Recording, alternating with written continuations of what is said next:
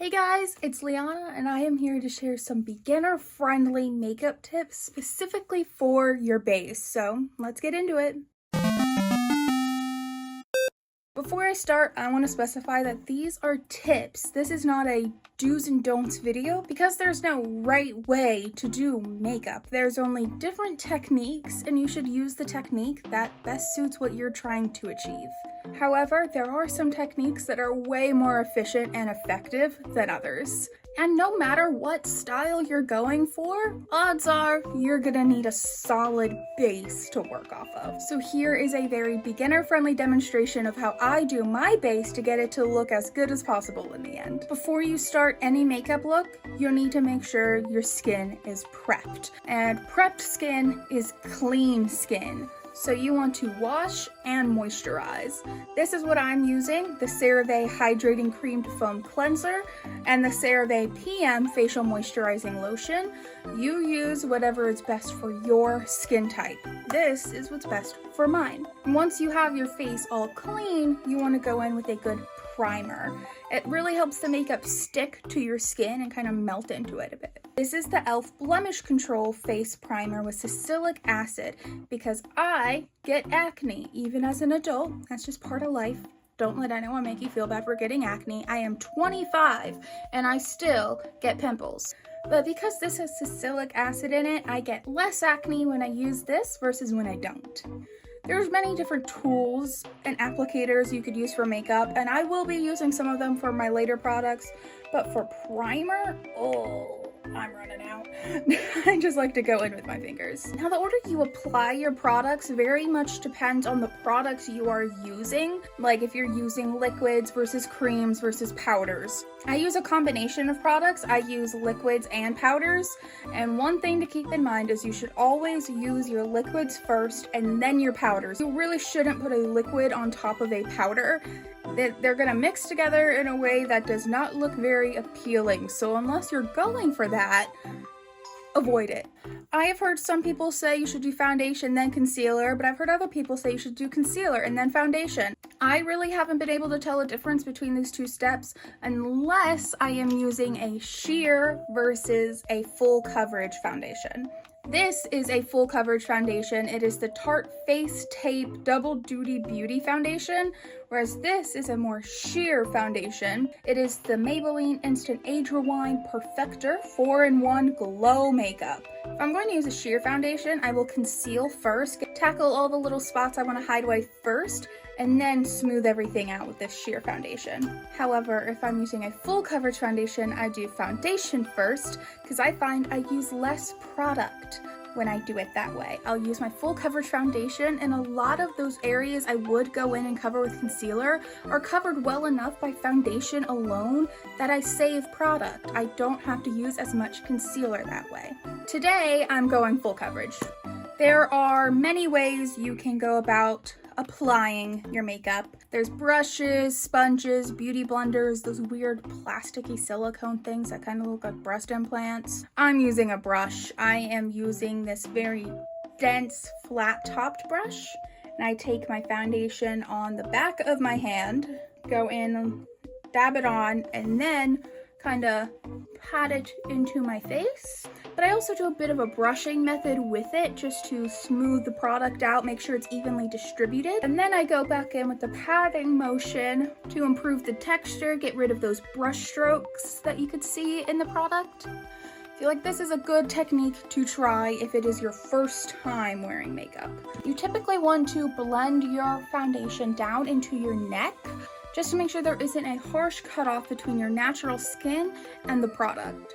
Now I'm going in with the concealer. I had a blemish here on my neck, but the foundation covered it up pretty much all the way, so I don't need to take care of that.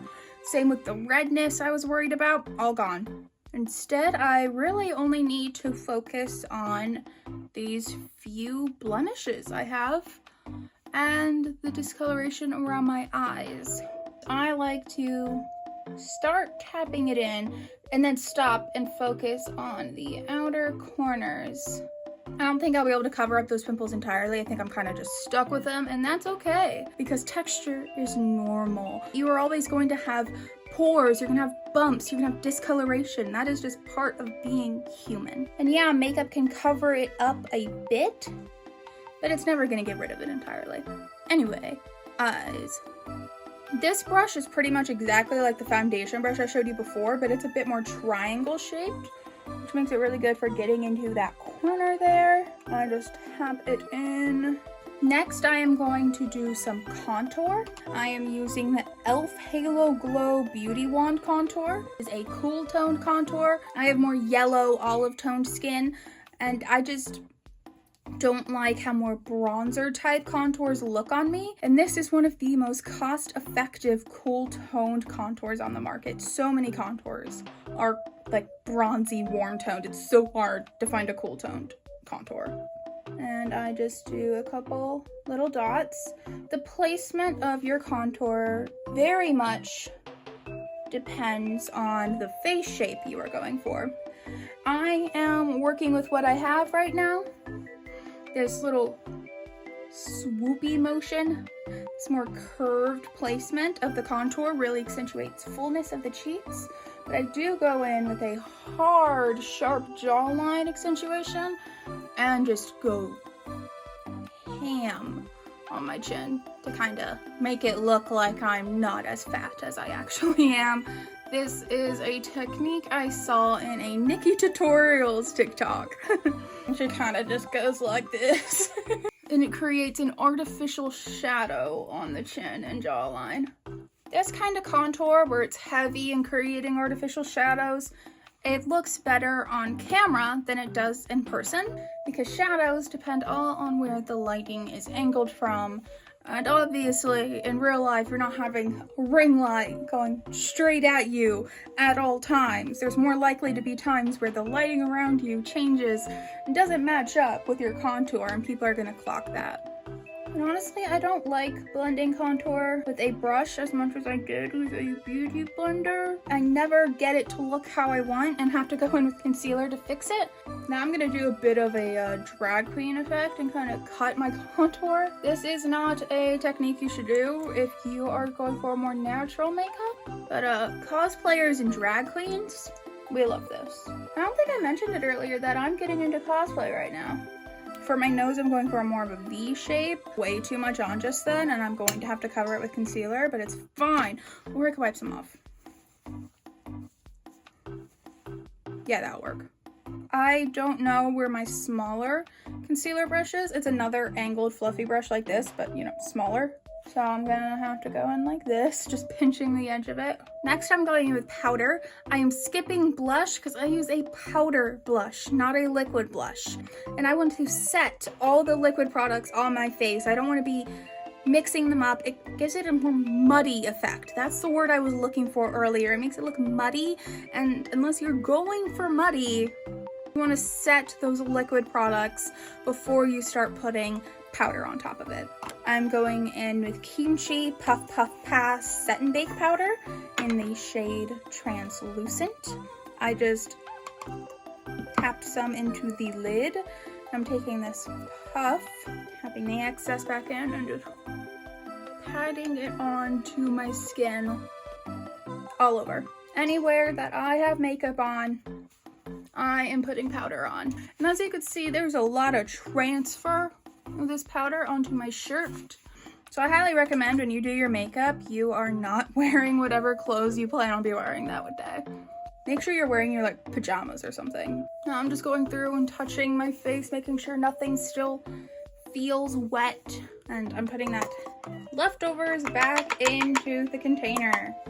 Next, I'm moving on to the same product, but in the shade pink. I use this as a color corrector because I get eye bags, and I'm going to let this bake.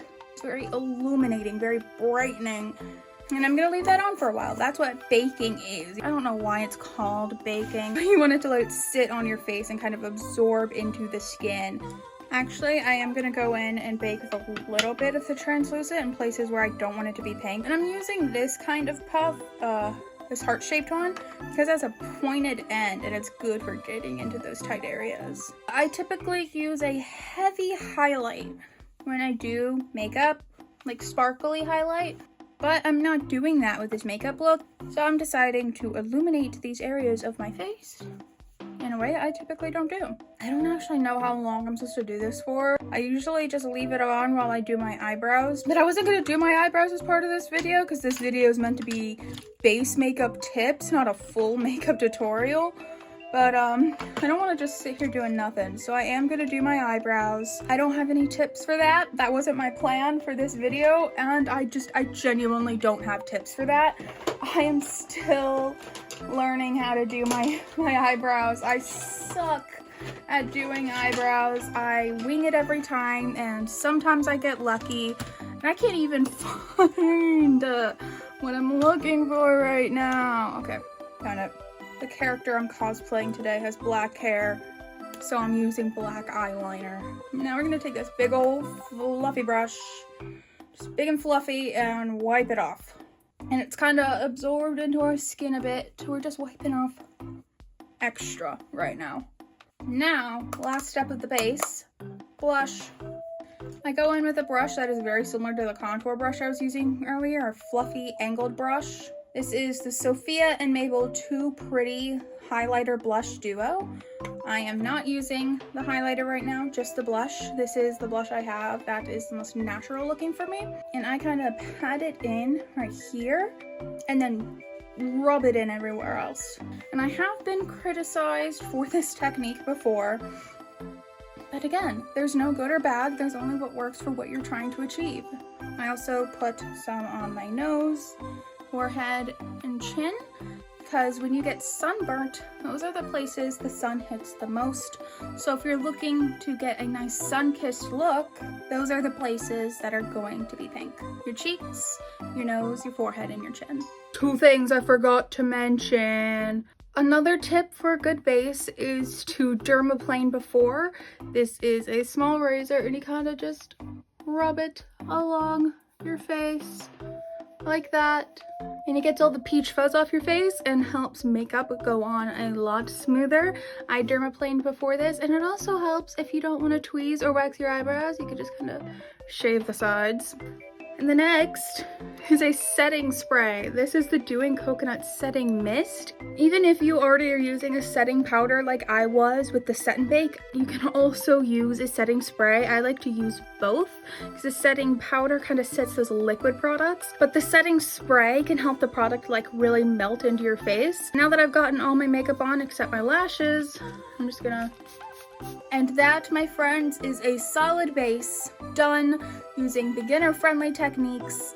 If this is what you think will work for you, let me know if you tried it. Let me know if it worked for you. Let everyone else know if it worked for you. And if you want to see what this final cosplay looked like in the end when I did the rest of the makeup, the costume, and the wig on, go check out my Mari Amori cosplay playlist. It has all of my TikTok/YouTube shorts with this character. It is linked in the corner now. Thanks for watching. I hope this helped.